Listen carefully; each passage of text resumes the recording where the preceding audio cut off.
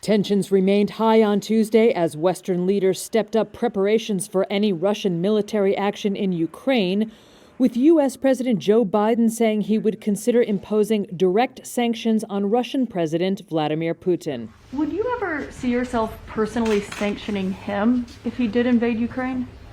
Yes. You would? I would see that.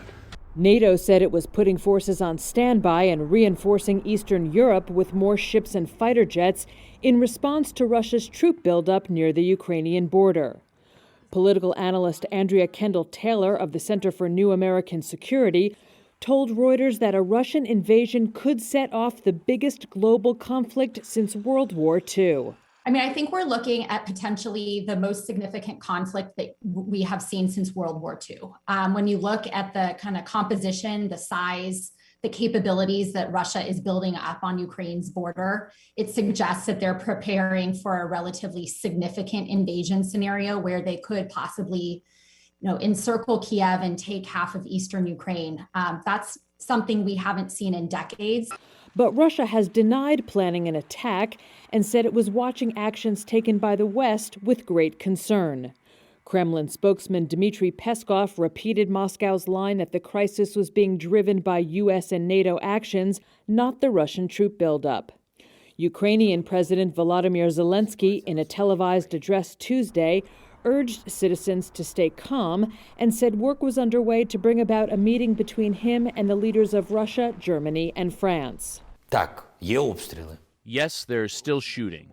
Yes, there are still violations of the ceasefire. And the enemy troops haven't disappeared from the area near our borders.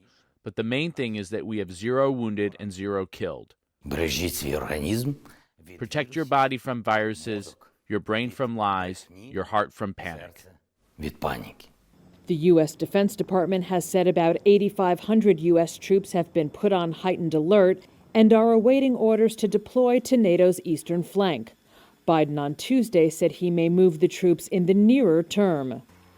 A U.S. plane carrying military equipment and munitions landed in Kyiv on Tuesday, the third shipment of a $200 million security package to shore up Ukraine. Western leaders have said unity is paramount, though differences have emerged among European nations over how best to respond. Political advisors from Russia, Ukraine, Germany, and France are due to meet in Paris on Wednesday.